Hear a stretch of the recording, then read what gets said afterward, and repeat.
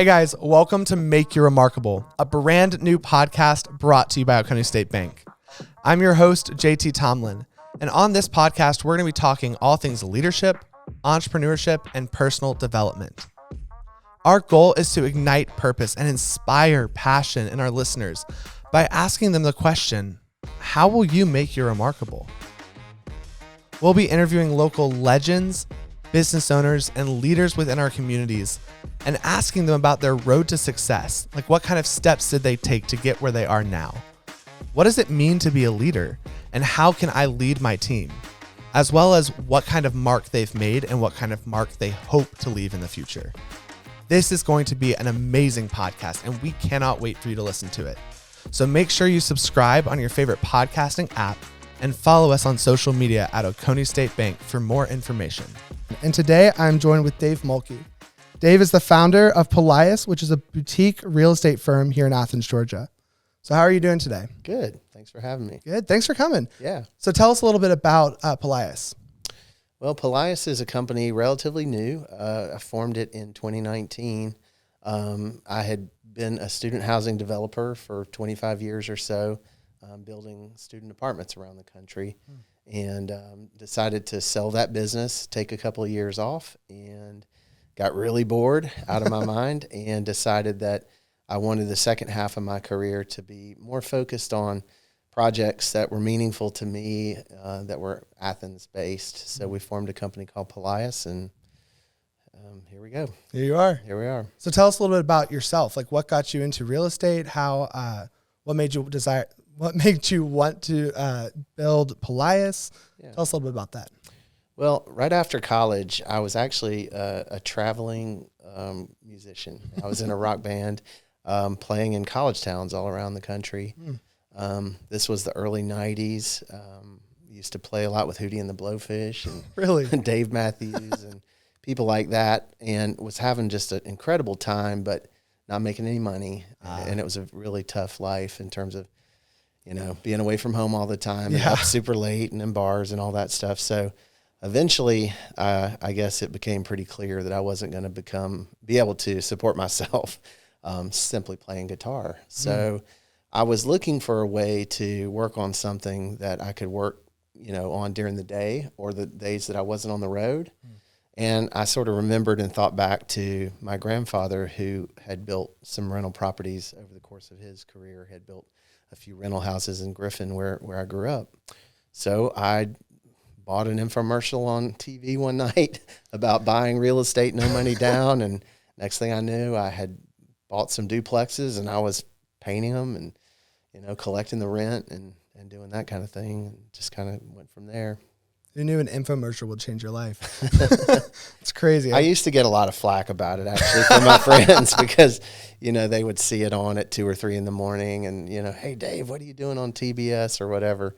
But it was actually just a catalyst. It kind of got me committed to starting something, but it was something I had thought about before because having seen my grandfather do it, with his rental house. Yeah.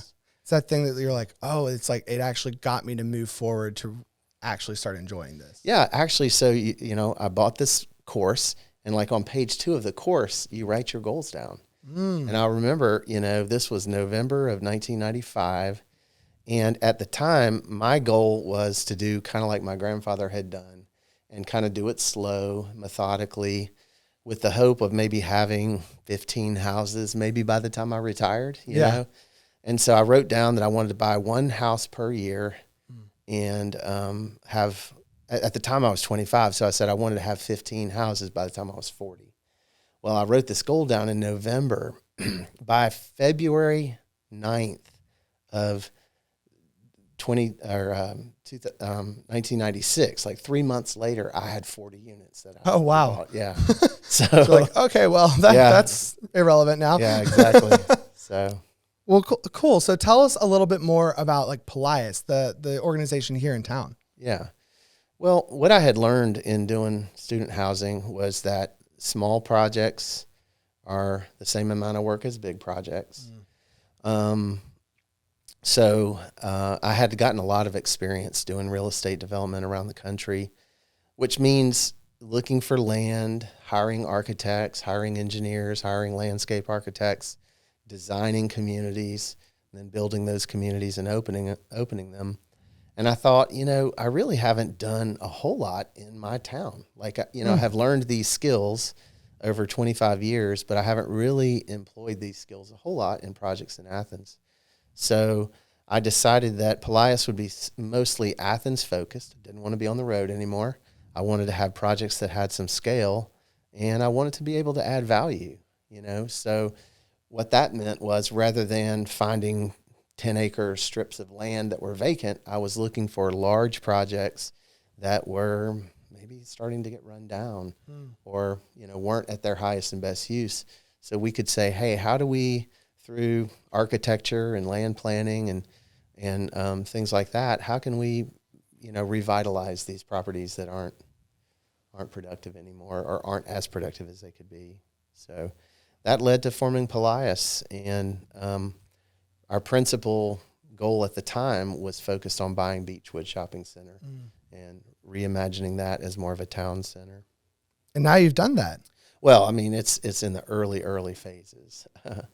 So yeah, you have Beechwood under your belt. What are some other projects that you've done?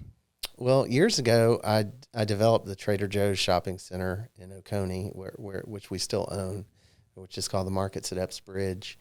But lately, we've been doing some little boutique projects around town. We had bought a bookstore, an old bookstore on Baxter Street, across from Raising Cane's, that was mostly empty, and have reimagined it, and it's now called 700 Baxter. It's a bunch of small shops and restaurants. Thank you. And we've been doing some things near Beechwood, behind Beechwood. There's a project we've done called West Broad Markets, where you maybe have seen Cafe Racer about to open, and we did a project next to that called Briarcliff. So how do you find the designers to do everything? Because, I mean, every single project that I've seen, even like the logo for Beechwood, just absolutely breathtaking. Especially like was it the 1700 or the 700? 700 Baxter. The 700 Baxter is stunning. I mean, everything that I see, I was looking at the neon sign last night, and it's beautiful. Well, thank you. How do you find people like that? Well, yeah. So part of it is, there's this saying, begin with the end in mind. I think part of one of the things that we figured out that's really important is to take some time before you even start a project, before you hire any of the team or whatever. We start to vision and create mood boards and inspiration photos, and the more specific you can be in that process, the better. So with 700 Baxter, we had an aesthetic in mind, that kind of was like retro, mid-century Southern California shopping center or something. And we had some photos that were really on point. And so once we hired some of our craftspeople that worked on it, our architect, our interiors group, everybody could see the vision instantly. And so it gave us real focus. I think that's one of the most beautiful things about creatives is like being able to get an entire group of people in the same mindset.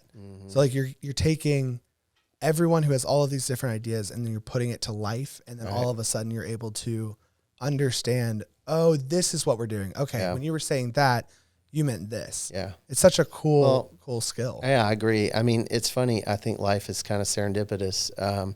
I did not realize at the time, obviously you've never heard of me as a guitar player before today. Yeah, no. My band was not big. We never sold a lot of records or made a lot of money. So when I kind of threw in the towel on that, I felt a sense of failure at first. Like, hey, I did not succeed in the music business. I wasn't able to make it. And I looked at it with some loss and regret for a period of time. But then I realized it's really what prepped me to do student housing and to do what I do, because in the band days, we'd have to write songs. We'd have to work with artists for album cover designs. We'd have to do business by booking shows, booking promotions at radio stations. So it was a really whole-brained endeavor. And I was actually working in these college towns, so I knew these markets very well. So by the time I got in real estate, when it was time to go build property in Tuscaloosa, I knew, let's be out by the University Mall. I know where, I know where people hang out. I know right. where to go. And it was a whole brained endeavor. I was having to work with left brain and right brain kind of folks, because there's civil engineers and there's architects, and so you got like the interior designers and the people that actually build the actual structure. Exactly. So, I think everything preps us for kind of the next chapter if we really look at it that way. That's such a great thing to talk about. I mean, one of the biggest things that I've learned from the majority of people I talk to is the times you feel like a failure, like a year later, or maybe say 5 years later, you look back and you're like, oh, wow, that really that put me exactly where I needed to be here. You're getting cooked in the fire. It's just like it's a great, that trial or that journey, whether it be like an emotional thing or like a relationship thing, or it be a job that was just weird and it had nothing to do with your new career. It always helps you prepare for the next step. Yeah. Well, at my last company, the company I had before this company was called Dovetail. We were a much larger company. We used to do personality profiles as kind of a way of our leadership better understanding each other. And one of the things that I realized in doing my assessment was that I was kind of whole-brained. I wasn't really left-brained and I wasn't really right-brained, but it put me in a good position to be able to be in the middle as the CEO of the company and be able to communicate the vision in a way that everyone could understand it, whether you were an accountant or a leasing person or an architect or whatever. Kind of having a whole brain view on things was good in casting vision that everybody in the organization could understand. And that's what we do now at Polias too. It's using both sides of the brain and really utilizing the different types of personalities in your team to create one beautiful picture. Yeah. I mean, if you think about it, you've probably seen places that, architects or developers that were maybe numbers guys worked on that aren't very aesthetically pleasing. And then you've seen things that were beautiful, but that went out of business because they weren't financially productive. Real success is being able to do both. Yeah. We're kind of moving on a little bit. Tell us what projects you have coming up and what projects you've done. You've told us the projects you've done, but what do you have coming up? Well, Beechwood we think of Beechwood as a district, so while we own about 40 acres in the area, there's about 60 acres total that make up this district that we think of as Beechwood. We'll be working on Beechwood for generations, I think. I mean, really? Yeah. I mean, when we see Beechwood, we reimagine, streets and a street system and multi-story buildings and a lot of uses that aren't there, like hotels and multifamily. And so we're land planning Beechwood for a while. So what drew you to Beechwood? Why Beechwood? I think it has the potential to be a more accessible town center of sorts. Yeah. Then, I don't know. I guess I have the perception a little bit that there's some segments of the community that don't feel like downtown belongs to them. Maybe because parking's difficult or bar district is overwhelming. Oh my gosh, or it's hard to get downtown as is. Game days, it's crazy. Yeah. So, it's the center of the county. We just think it's well located and can be more than it is today. So that's one of the things that we're working on. We're working on a new project downtown called the West End, where it's the corner of Pulaski and Broad and Clayton. Our office is there on one building, and then we're tearing down the building next door, and we're going to build a 5-story building that's ground floor restaurant or retail and loft apartments above. Oh, cool. Yeah. That's awesome. I mean, I love seeing your projects. Like even seeing Beechwood as it's come along has been it's been incredible. Like the holiday market, that's just such a great way to bring people from the community to your projects and really, I mean, like you said, add value. Yeah. So talk a little bit more about how you create those remarkable experiences. What kind of work goes into that, kind of along those lines? Well, I think a lot of times as an entrepreneur, you're not necessarily going to have everything figured out in advance. The business environment is dynamic. It's rapidly changing. And so a lot of times I think you just have to bring your core values and mission to whatever scenario you find yourself in and look for opportunities in it. Like I'll give you an example. We did not buy Beechwood thinking we really need to have community, holiday market there. Like that thought had not occurred to us at the time we bought it. What happened was Steinmart went bankrupt during COVID, and we had a massive box that was going to be empty over Christmas season. And we got to talking about what a drag it was to have this big empty box in the middle of our project. So we said, okay, how do we make, lemonade out of lemons? And that turned into an opportunity. So we went out and we built these little huts and Santa's Village and hay rides and, fire pits. And over the course of a few months, because we were told that they were going to go bankrupt in the summer. So by the time that fall rolled around, we had a whole production, that we were able to do. We sold Christmas trees for nonprofits. We had vendors there selling things, and we were doing hay rides. And I say all that to say now that is part of the DNA of who we are as a company and Beechwood. Yeah. Like we plan to do, and Holiday Market's gotten bigger and bigger every year. So, but it didn't start as a great idea. It started as, something bad we were trying to deal with, It's always interesting to think about that it's like the great ideas come from very small seeds. Like it's a very, like an issue that occurred or some random thought that someone said, or even just like a joke someone made. Yeah, exactly. The brilliant idea comes from that. So tell us a little bit more about other remarkable experiences that y'all are looking to make or that y'all have kind of coming up, or other than the holiday market, things that y'all do. Yeah. Well, in terms of experience, I think remarkable experience, we do think about that a lot. When you try to think about creating a sense of place wherever your projects are, wherever your developments are, that leads to thinking about all of the things that people experience.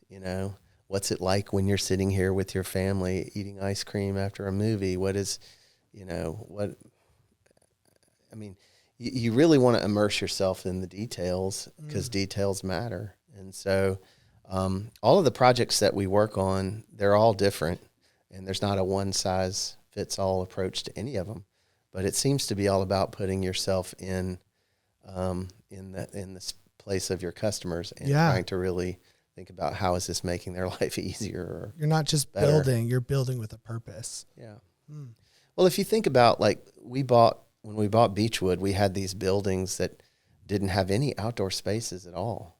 We added outdoor patios where Crumbled is now, across from Chick-fil-A, in front of Chicken Salad Chick. We spent a lot of time building planters and umbrellas and cafe seats and sidewalk signs and things like that to try to create some place that you'd want to be. Yeah, which brings so much more value. I mean, if you're really desiring to build this place where people come and stay, it's something like if you create a place where they feel comfortable to stay, or you build that outdoor seating where a family can go take their kids and they can go eat all their cookies they got from Crumble without feeling like, not like they're in danger, but feeling like it's, oh, well, there's not a fence here. Like, I don't want my kid to just go run out into the street, or all of the value there is understanding the people that you want at your place. Well, I think, if you think about 100 years ago, retail was mostly downtown, right?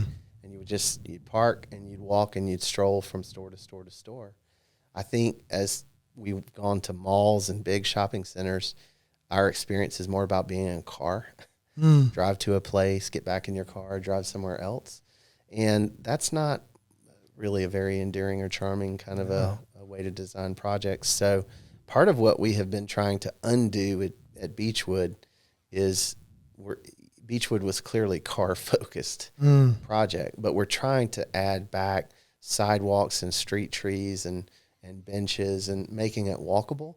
And so we're actually tearing down parts of buildings now and creating walkways in sort of a city block system. And we call it our Paseo project, which a paseo is just Spanish for, a leisurely stroll.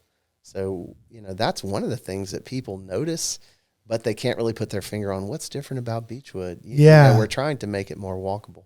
And that's I think that's one of the things that makes it so special is you're making these big changes, but people are like, it still feels so comfortable and so welcoming that like that overwhelming feeling of like they feel comfortable or safe is kind of masking the, what changed? Yeah. But it's like, it's such a good place to be. Yeah. So tell us a little bit about,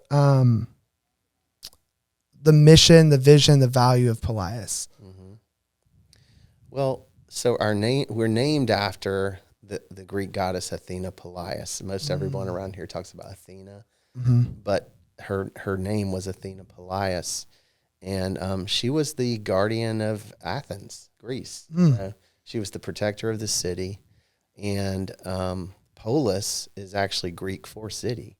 So the name is rooted in the city itself.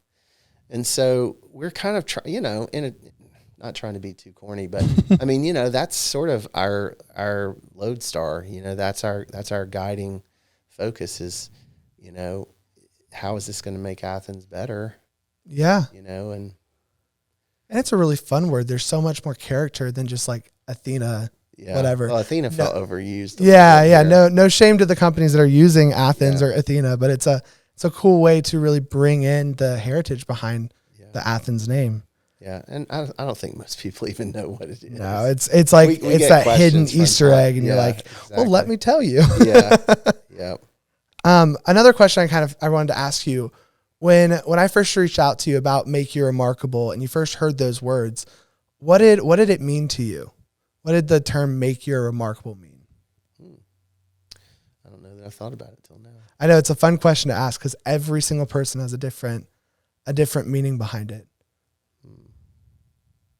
I think when I first started out in business, I thought business people needed to think about how to make money. And I almost have started to come to the belief that if you focus on other things, making money is like just a benefit of it. It happens. But, so I don't know. I think when you talk about make you remarkable, I think there's a calling and a challenge for people to differentiate themselves and do their very best. And that's, our society does reward people who do their best, right? Yeah. I mean, those are the restaurants you want to go eat at. Those are the places you want to buy clothes from. Those, So I think, that's kind of my take on it. And the details always matter. And kind of going off of that, what does the word remarkable mean to you? When you think of remarkable, what hits you? I just think of it being exceptional. But then there's kind of the making your mark, which is more of a legacy kind of thing, leaving a legacy. Yeah. And, you can leave your legacy in people. I mean, I think most people think that we're at Polias leaving a legacy of buildings and places, but hopefully we're leaving a legacy in people's memories too. Beechwood was built in 1961 by an Athens native. And for many, many years, it was owned by local families. Yeah. And when I was after I bought Beechwood, I mean, it had been owned by big out-of-state real estate corporations for like 20 years. And it had kind of lost its soul a little bit. But when I would talk to people in Athens that had grown up here, there was a lot of emotion and emotional attachment and good memories about the things that used to happen at Beechwood, from the tree lightings to Santa's Village in the basement of Sears department store. People just they had done life there, They'd grab a milkshake up at this place and, they had just really fond memories. There used to be a big scoreboard out there, and they would post the scores of who had won the Georgia games. And oh, wow. There were just a lot of traditions and things. And so I don't know that we've been totally successful at that, but we're just kind of getting started. You're getting there. Yeah. But our hope is, as people do life in these places that we're working on, is that they'll be having these fond memories as well. And so that's a legacy of sorts as well. I totally get that. And I've grown up in Athens, and I distinctly remember specific places like Zeb's, I believe was what it was called. I was a kid when I went there. But it was a bagel place. Zem's, thank you. Oh my gosh. Zems. I just got so many memories back Oh, yeah. now from that. But Oh, yeah. there's so much memory there. And y'all are doing an incredible job of developing that culture where a community can make those memories. I saw a little snapshot of it. I worked at Beechwood when I was in college, and there was a men's clothing store there called George Gibson's. And so I worked there. This was 30 years ago, around 92. And so I had seen what it could be like as more of a local place. And, yeah, Zems was there at that time. So now Beechwood's about to have its 60th anniversary. Wow. Yeah. And my band actually played at the 30th anniversary of Beechwood. That's amazing. Yeah. All right. So we talked about how you're making your mark on your community and how you really want Beechwood and the properties that you develop to really build and create memories for people or be a place where they can make memories. How do you make sure that you add value to your community and that you really hear the voices of the people who are going to be using your space so that you make sure that those marks are made? Yeah. Well, one thing that just popped in my mind, and I know I'm not answering your question directly, I'll come back to it, but one of the things I thought of that I probably would have said a second ago, if it had come to me, is like one of the things that we aspire to in our projects is to have such attention to detail and emphasis on design and aesthetics that eventually it'll get to be where you wouldn't have to put a sign on any property and someone could drive by or experience one of our projects and say, this has got to be a Polias project. I know this is a Polias project. So that there would be so much continuity of design and emphasis on details that it would become a calling card without even having to say it. Yeah. You know? So I should have said that earlier. I meant to mention that. That's a really valuable thing to bring up because it's almost like, I mean, not given that Chick-fil-A has their logo on literally everything, right, but the very different experience of going to a Chick-fil-A versus going to another fast food restaurant, when you walk in, you're greeted, all of those things, the very important, the whole nature of going to a Chick-fil-A is different than everything else. And just that experience, if there was no branding on it, you would know exactly where you are. Right. It's the same thing with what you want Polias to be like. Yes. You walk onto a property that Polias owns and is developed, and all of a sudden it's like you're at Disney. Like you know where you are. Right. Yeah, that would be the definition of success, I think, at one level in terms of aesthetics for us, if we could get to that place where our brand and attention to detail was so, self-evident that it was clear that it was one of our projects. I think going back to the remarkable question, there's talk about a golden result. The golden rule is do unto others as you would have them do unto you. And the golden result is often when you do that, they do back to you the way that you would do them. So that's not your motive for doing things, but often you're rewarded when you do the right things. Yeah. So I think your question was about, the reason I brought that up is I am a landlord. I am a commercial landlord. And I think that, for people that are in the landlord business, whether it's residential or commercial or industrial or whatever, you've got to realize that your success is contingent on your tenant's success. And so if you kind of put their success at the top of your mind and you're thinking about what to do to help them succeed, the golden result is you do well as well. You were asking a question about how we engage and sort of get involvement from the community. Shopping centers today are, I think a lot about in the old days, you would have a grocery anchored shopping center and you would put in a Publix or a Kroger, and then you've got a hair place, a nail place, a pizza place, a dry cleaner, Yeah. And you had an anchor that was clearly the anchor, and then you had all the small shops that wanted to be there because of all the traffic that the anchor brought. But in today's world, who's the anchor and who's not, it's different, right? Like some might say Lululemon's one of our anchors. They're 3,000 square feet at Beechwood out of 300,000 square feet. Wow. So, but in today's economy, I think curating a synergistic group of tenants and users that all complement each other, that's the That's the desire. That's what you're shooting for. And so sometimes we get asked about how do you decide who you're going to bring or not. I mean, we are trying to mine that from the community. You know, we are trying to engage through social media and on our website and get as much feedback from people who live in the area and understand more. What do you want Beechwood to be? How can Beechwood serve you better? What stores or restaurants or things aren't here that should be? A lot of times I think Polias's job is almost economic development for Athens. Give you an example. We realized a long time ago that REI would be a good fit. You know? Yeah. So we had to call REI, you know, they're out there in Portland or Seattle. I can't remember which. And, you know, we're like, hey, have you ever thought about coming to Athens? Well, Athens? Why would we come to? Oh, it's a great town. It's a college town. It's this, it's that. And so oftentimes we are calling people and trying to come show them, hey, come see what you're missing in Athens. You should be here. You're like, this is why you need to be here. It's a great place. Yeah. And momentum begets more momentum, right? When Lululemon comes and REI and then Sephora and then it gets easier and easier every call you make.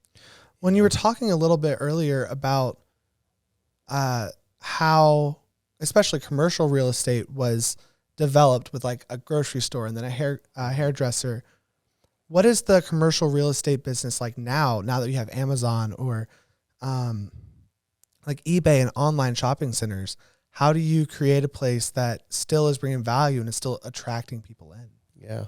Well, I think it has to do with having a mix of things that you can't get online. You can't eat out online. So obviously restaurants, actually services and things like fitness. Obviously you can't work out on Amazon. So if you notice, I think, not yet.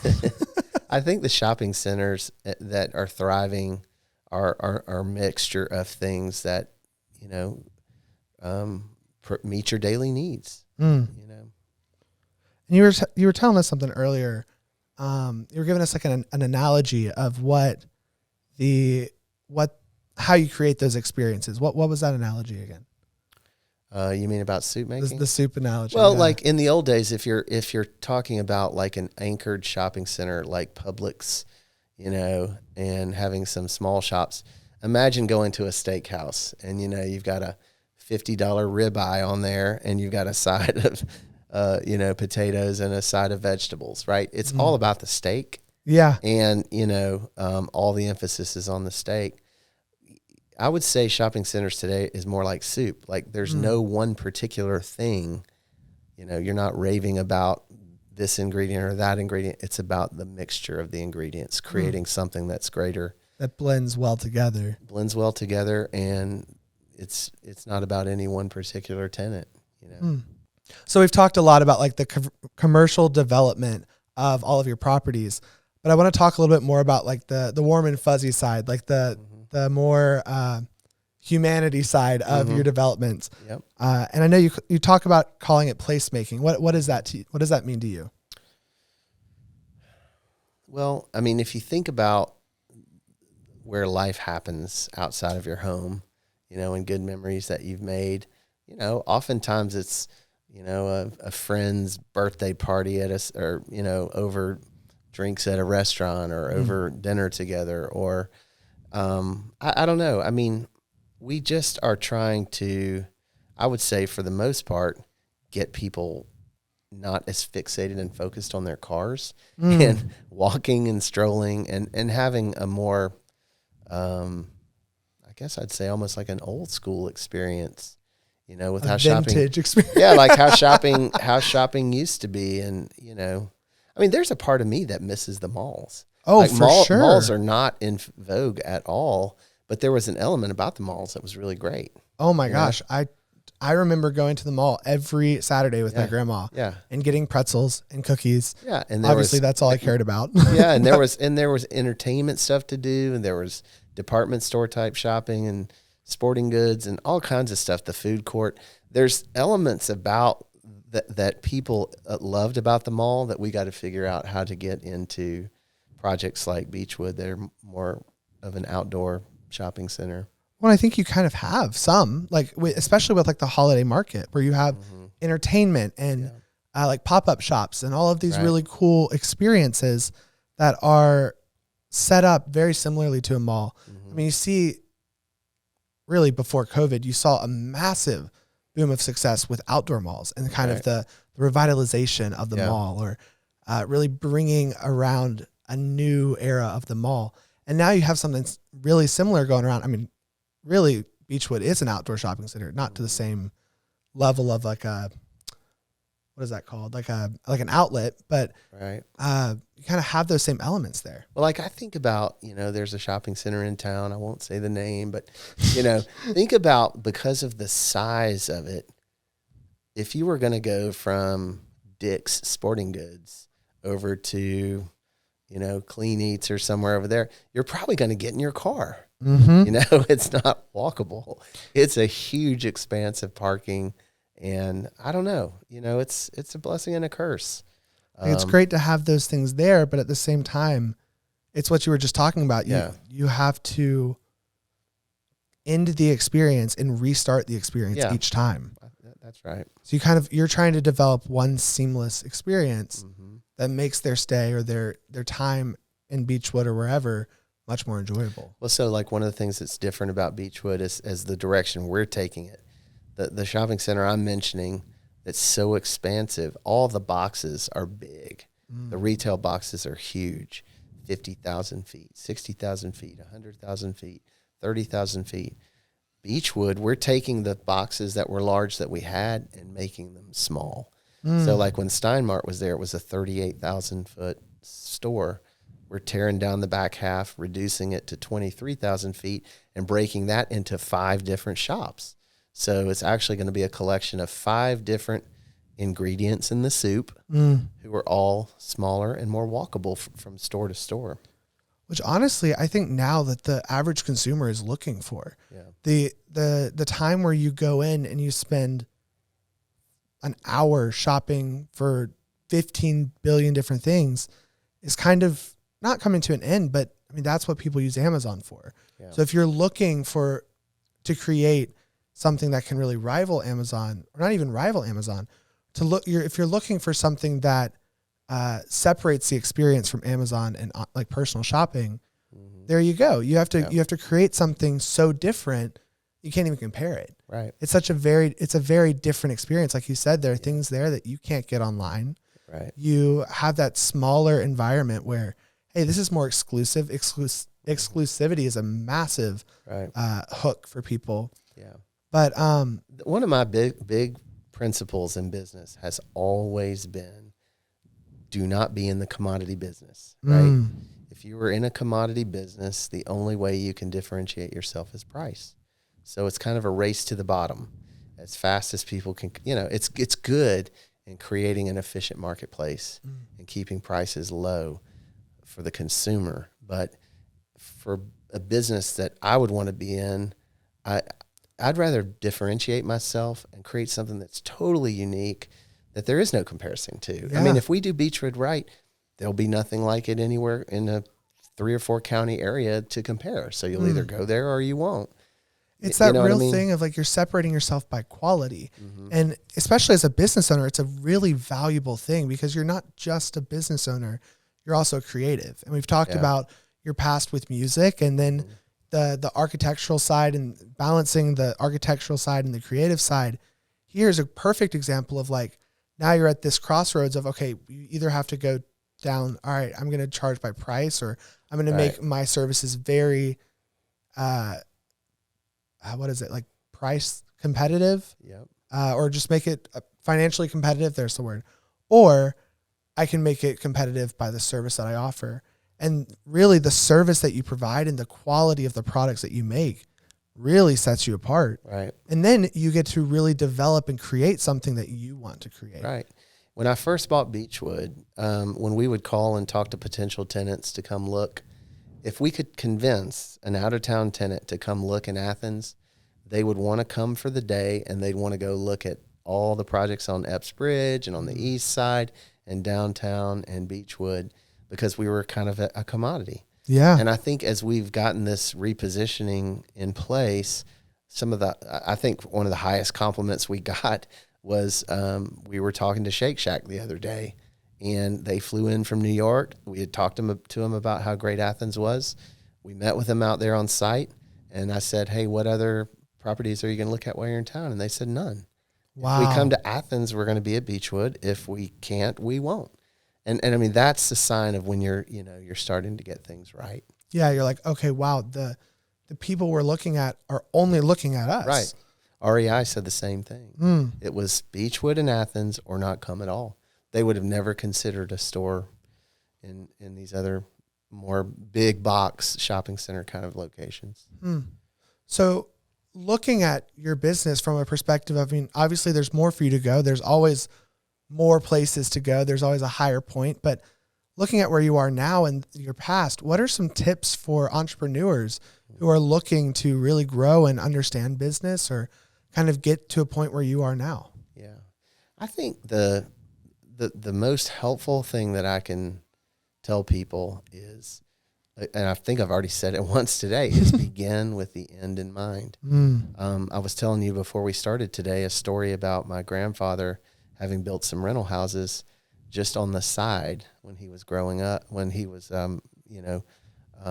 raising my mom, and he spent 98% of his time focused on this contracting business that he liked, but he built a few rental houses on the side. And when he died, it was those few rental houses that had propelled my grandmother through retirement for 30 more years. So for me, what has been the superhuman strength or whatever was focus. Like, I knew as soon as I got in real estate exactly what I wanted to do, and it made all the decision making very easy. Like, when you have clarity of what you're trying to do at the end, all the little small daily decisions are easily made because you have a sense of purpose. I think the thing I see a lot of people do is just they're not sure about their career or what they want to do, and they just kind of go get a job. And sort of, to me, that feels like being in a boat just floating about in the ocean, getting tossed around, as opposed to having a map and a compass and saying, we're sailing here and we're going to go to this destination, you know? So how would you suggest people who they don't know what their destination is? They don't know. Like, I have so many friends now who are like, the whole reason I'm in college right now is because I have no clue what I want to do. And for me, like, I'm very blessed to have known exactly what I wanted to do when I graduated high school. But how do you lead someone, or what do you suggest for someone who doesn't know what they want to do and they're trying to find it? Yeah, it can be tough. I mean, I have 4 kids, and some of my kids have more sense of purpose about what they want to do, and some are not sure yet. And it's hard when you're not really sure. But I do think everybody kind of knows what makes them happy. The heart of their hearts. they kind of know what makes them happy. They know the things they enjoy. And I would always say pursue those things over a paycheck. And I think it's really great when you figure out a way to, monetize your passion. You know? Which I will say, like, I think the environment in today's world is much more receptive to that than it was 30 years ago when people were starting. For sure. I mean, our culture rewards people who are starting on their own thing and trying to do their own thing and have a more unique path. So I don't know if I answered your question. No, I mean, really it is. Because knowing how blessed I am, because like when I was in high school, saying the fact that, I'm deciding not to go to college and pursue a career in photography, videography, that would have been appalling to my parents 20, 30 years ago. Right. And being able to say it now and even give them a business plan was, it's really different, because they know now, my dad, even being an entrepreneur, was able to see, this is what the business world is like now. That's something that he actually can do without me needing to be like, without my dad needing to be very cautious or very like, oh no, you shouldn't do that. That's a bad idea. But see, I knew you when you were starting this, and you were outworking anybody else because it wasn't work to you, because you loved it, because you wanted to do it. So the amount of initiative that you were taking was very self-evident to everybody. mostly, I mean, most importantly to your dad. Yeah. And so when you are passionate about something like that, you take initiative. And it really changes the game. Yeah. It changes how you view work. And really, I mean, the people that are saying, if you love what you do, you never work a day in your life. Not true. If you love what you do, you'll work 24/7 for the rest of your life, but you'll enjoy it. Right. And I mean, that's a big difference that I've seen is really the amount of work that I do is not just at Oconee State Bank. I mean, on the side, I do a crazy amount of work, but I love it. Yeah. I told someone the other day, like I was working on a project for myself. And I was like, this is quite literally the cause of all of my pain, but I love it so much and I cannot figure out which one am I mad at it or am I happy with it? I don't know. But it's a really cool complex to be in because I still love what I do. Well, like I can pare down my steps to very simple things. Like when I first started out, I got in the annuity business, in the rental house business, because I knew I wanted something that was going to be earning money for me, whether I was sick, whether I died early, whether I was, on vacation. I was looking for something that would earn money. And at the time, my real passion was music. And so real estate was flexible in terms of when I could work on it. But what I found is when I got in the real estate, I began to find creative fulfillment in it in the same ways that I found creative fulfillment in songwriting. And I realized that creating places and buildings and working with land planners and architects was just as rewarding as writing songs. Yeah. Or creating albums or whatever. So I actually found a lot of joy and passion in real estate and really find so much fulfillment in it that I don't really have any longing to ever retire, truly. I really value that because it is very special when you see your career and you're like, yeah, this is a lot of work and I really don't rest much, but you look at it and you're like, wow, this is something I want to do till the day I die. Yeah. Literally. Not till the day I retire, till the day that I die. Right. And it really changes the mindset. Obviously, I mean, I'm much younger. I don't have the career history to be able to say that that's where I'll be 20 years from now, but even able to say, like, watching you and hearing you talk about what you love and how you've loved it so much that you know that you want to do it forever. It's a really impactful thing. Yeah. I feel blessed every day. So you mentioned annuity.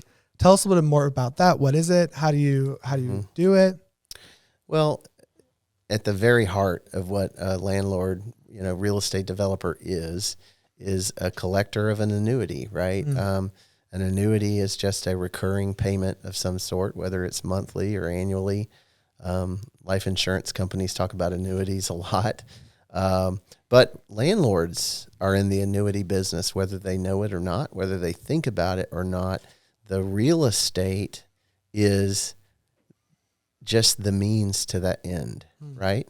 The sticks and bricks mortar building it's not really the business that you're in. You're in the annuity business, and it's that sticks and bricks that enables you to create the annuity. So it's like a location subscription. It's your project. Yeah, it's your product that people are paying for in the form of rent, which is a recurring annuity. So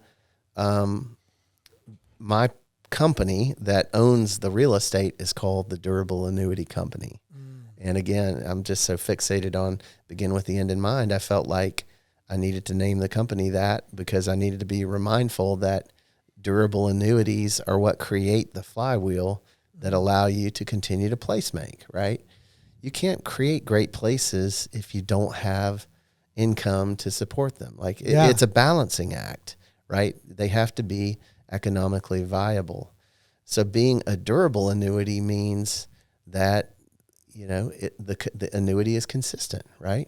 So if you have tenants that are constantly opening or going out of business and are not thriving, that's not a durable annuity, right?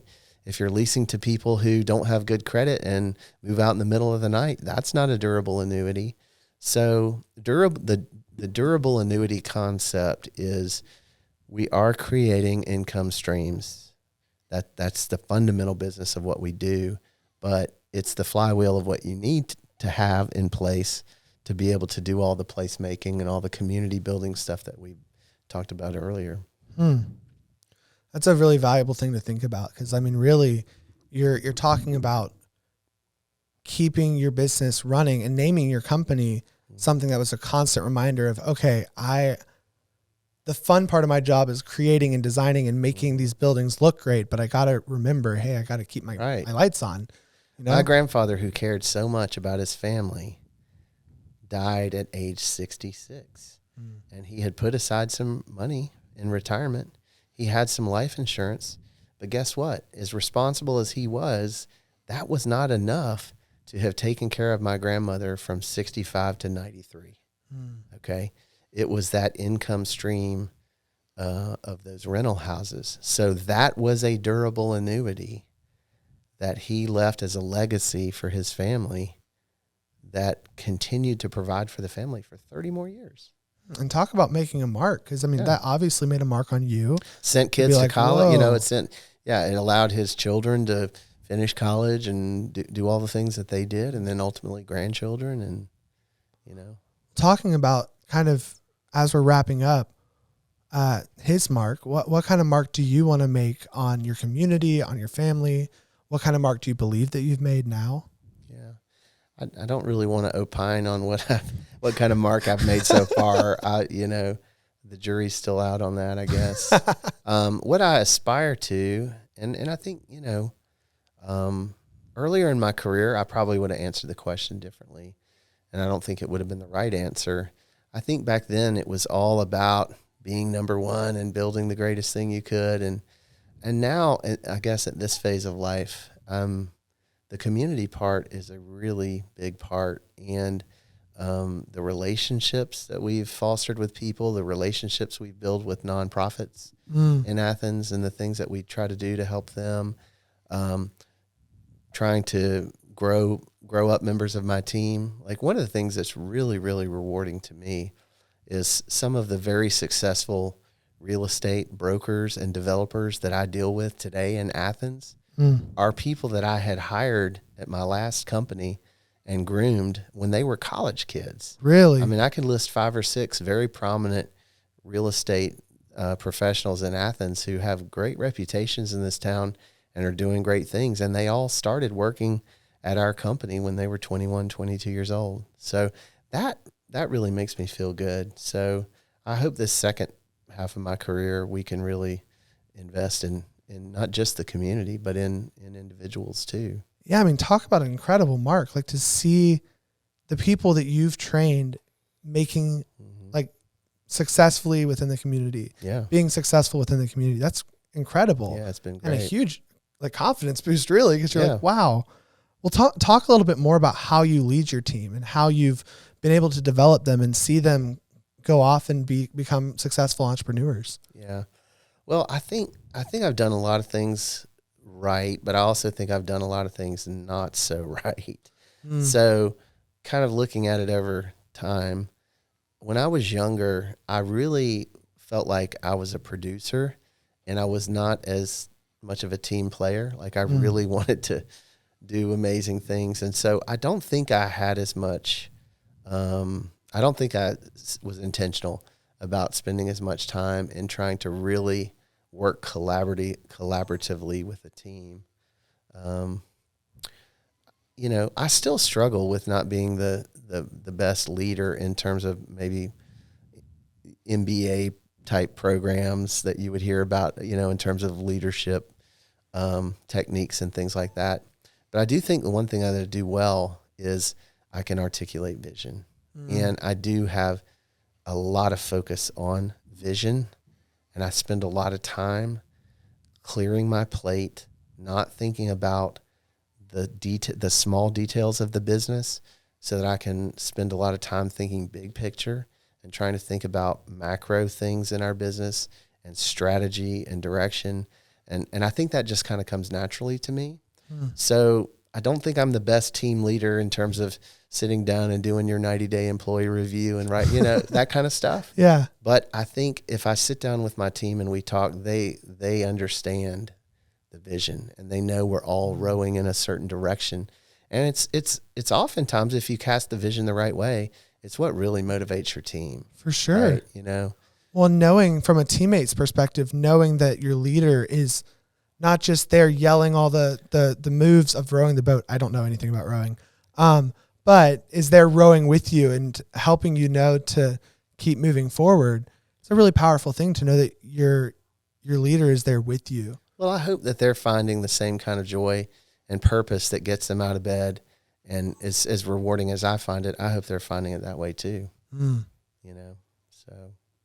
Well, thank you so much for coming and joining us today. I mean, Yeah. seriously, just everything you've said is super insightful, and it's been really great to hear really the future of Polias and what you want to do with Beechwood and a lot of the other properties that you have. Yeah, I appreciate it a lot. I've really enjoyed it.